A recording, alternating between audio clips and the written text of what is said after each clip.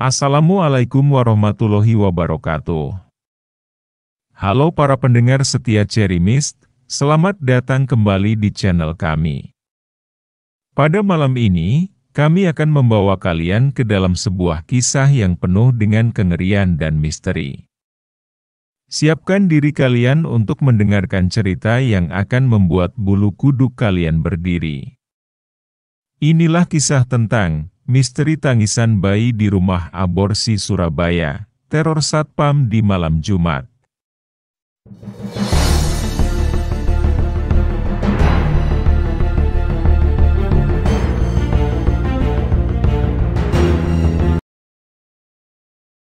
Di malam Jumat yang pekat di Surabaya, angin malam yang menggigit seolah menembus tulang saat Andi, Satpam baru di sebuah perumahan terpencil, memulai tugasnya. Perumahan itu jauh dari keramaian kota, tersembunyi di antara bayangan pohon-pohon besar yang menaungi jalan-jalannya. Malam itu, Andi menyusuri jalan setapak yang membawa langkahnya ke arah sebuah rumah tua yang sudah lama ditinggalkan.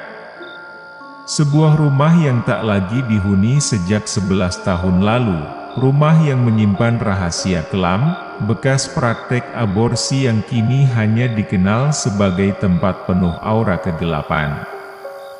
Di bawah pancaran bulan purnama yang terselubung awan tipis, Andi menapaki jalan setapak yang diterangi cahaya lampu jalan yang suram dan berkelip. Rekan-rekan kerjanya yang lebih berpengalaman seringkali memperingatkan Andi tentang suara-suara aneh yang terdengar dari rumah itu, terutama saat malam Jumat tiba. Tangisan bayi itu bukan sesuatu yang harus kamu dekati, kata Budi, teman kerja Andi, dengan nada serius dan dingin. Namun, rasa penasaran yang merasuk lebih dalam dari ketakutan membuat Andi melanjutkan patroli malamnya. Dengan senter di tangan yang kini gemetar dan radio komunikasi di pinggang, Andi bergerak menuju rumah tua tersebut. Dari kejauhan, samar-samar terdengar suara tangisan bayi yang lirih, memanggil dengan kesedihan yang menusuk, menariknya untuk mencari tahu lebih dalam. Ketika jarum jam menunjukkan pukul 11 malam, Andi tiba di depan rumah tua itu. Bangunan itu berdiri seperti monumen kengerian dengan jendela-jendelanya yang pecah dan pintu-pintu yang berderit seiring hembusan angin malam. Suara tangisan bayi semakin jelas, menggema di antara kesunyian malam, memancing Andi untuk mencari sumbernya. Dengan napas yang tersengal dan jantung yang berdetak kencang seolah ingin meledak, Andi mengumpulkan seluruh keberanian yang tersisa untuk melangkah ke halaman belakang rumah itu. Tempat tersebut sudah dikenal warga sebagai lokasi pembuangan sampah, tetapi malam ini, suara tangisan bayi yang semakin jelas berasal dari arah sana, membuat tempat itu terasa seperti gerbang menuju neraka. Suara yang awalnya hanya lirih berubah menjadi jeritan halus yang melengking, menembus kesunyian malam, seolah-olah suara itu memanggil Andi secara khusus, menuntutnya untuk datang lebih dekat. Setiap langkah yang diambilnya terasa semakin berat, seakan tanah yang diinjaknya hidup, menjerat kakinya, mencoba menghentikan gerakannya agar tidak mendekati sumber kengerian itu. Cahaya bulan yang sebelumnya redup kini tampak semakin suram, menambah kesan mencekam pada suasana. Di depan matanya, tumpukan sampah yang terlihat acak-acakan itu tampak seperti sarang kebusukan yang memancarkan aura jahat. Plastik-plastik hitam yang robek dan kotor bergoyang pelan ditiup angin malam, seolah mengundang dengan keangkuhan yang mengerikan, menantang siapapun yang berani untuk menguak rahasia gelap yang tersembunyi di dalamnya. Suara tangisan bayi itu semakin keras, memekakkan telinga dengan nada kesedihan yang menusuk dan mencabik-cabik batin Andi. Suara itu tidak hanya mengiris malam, tetapi juga merobek kewarasan Andi sedikit demi sedikit. Tangannya kini kaku, hampir lumpuh oleh ketakutan yang semakin merasuki dirinya. Namun, dorongan untuk mengetahui apa yang tersembunyi di balik tumpukan itu mengalahkan rasa takutnya yang semakin mencekam. Setiap langkah mendekat terasa seperti langkah menuju kematian yang pasti.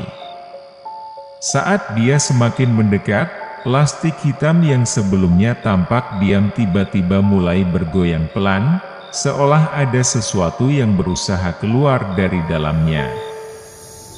Goyangan itu kecil, tetapi cukup untuk mengirimkan gelombang ketakutan yang menjalar cepat melalui tubuh Andi, membuat darahnya membeku.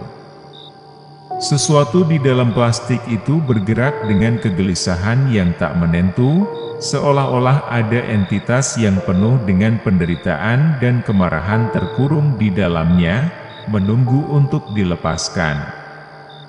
Andi terdiam, tertahan oleh rasa takut yang membuat seluruh tubuhnya bergetar hebat. Dia bisa merasakan bayang-bayang kegelapan semakin menekannya, mengungkumnya dalam rasa cemas yang tak tertahankan. Di hadapannya, plastik hitam itu terus bergerak, dan suara tangisan bayi yang memekik itu terus mengiris malam, menandakan bahwa kengerian yang sesungguhnya baru saja dimulai. Menahan napas, Andi meraih salah satu sudut plastik yang berkresek tajam saat disentuh. Suara tangisan itu semakin keras, hampir seperti jeritan dari dunia lain yang menuntut pengakuan. Dengan tangan bergetar, Andi membuka plastik itu perlahan. Seketika, dunia seakan berhenti saat pemandangan yang mengerikan terpampang di depannya. Di balik lapisan plastik hitam yang kotor dan robek, dia mendapati pemandangan yang begitu mengerikan hingga jantungnya seakan berhenti berdetak. Di dalamnya, tergeletak seorang bayi dengan kondisi yang melampaui batas-batas kewarasan. Kepala bayi itu hampir sepenuhnya terlepas, tersambung hanya oleh sedikit jaringan kulit yang terlihat seperti akan robek kapan saja.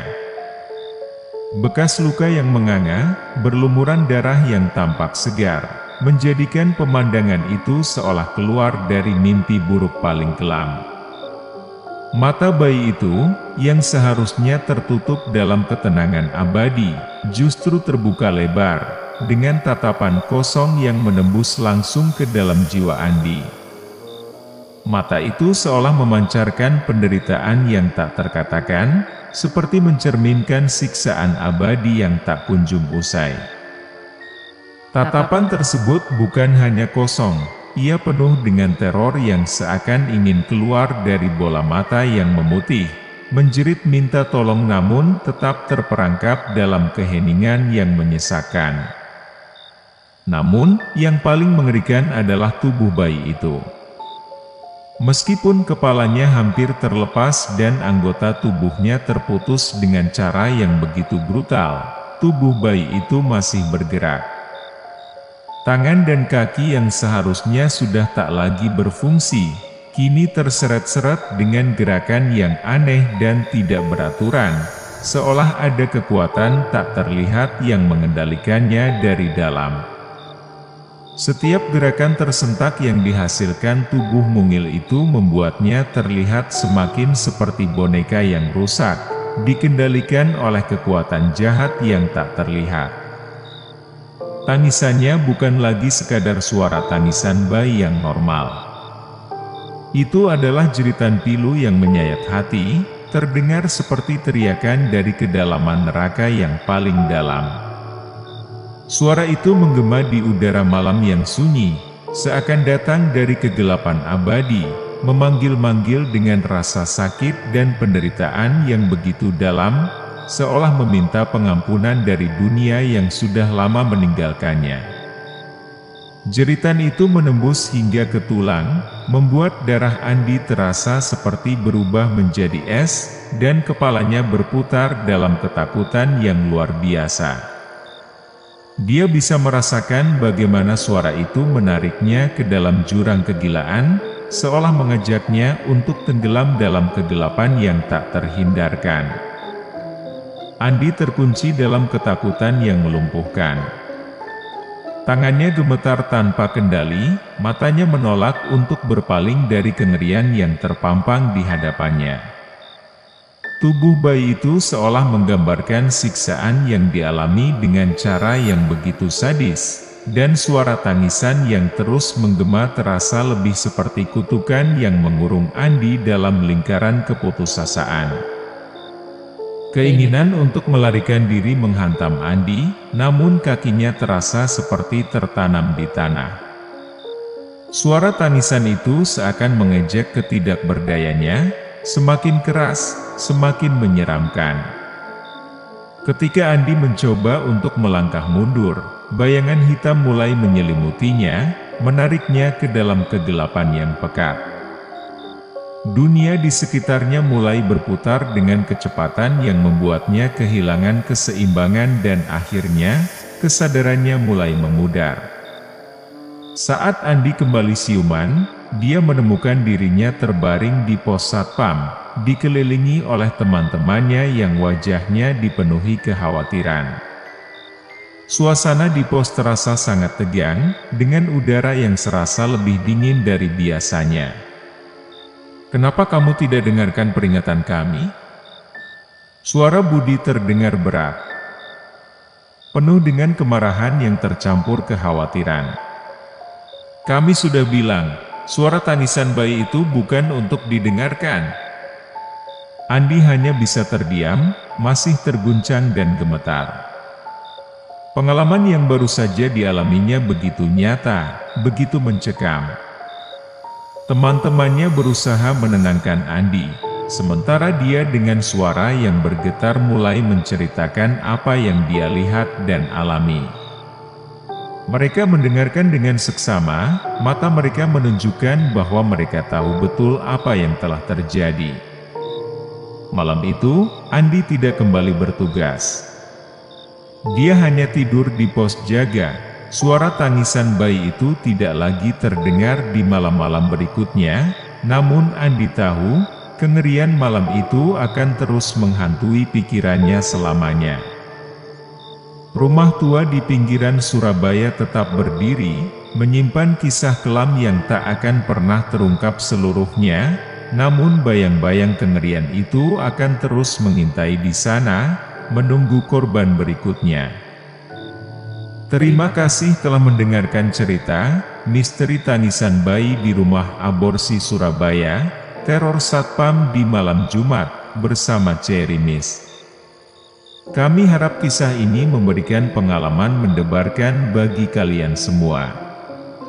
Ingatlah, di setiap perjalanan malam yang sepi, selalu ada sesuatu yang tak terduga menunggu. Tetap waspada dan jangan lupa untuk selalu mendengarkan Cerimis untuk cerita-cerita horor lainnya.